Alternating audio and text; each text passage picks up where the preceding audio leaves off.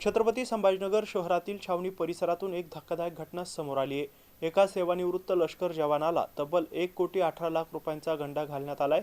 या प्रकरणी छावणी पोलीस ठाण्यात 9 जणांविरोधात गुन्हा दाखल करण्यात आलाय।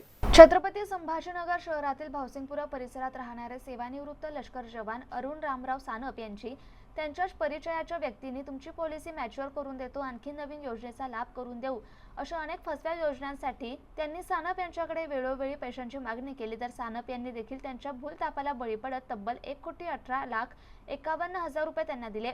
थोड्या दिवसांनी जेव्हा सानप यांनी पैसे परत मागितल्यास त्या आरोपीकडून उडवाउडवीची उत्तरे देण्यात आली।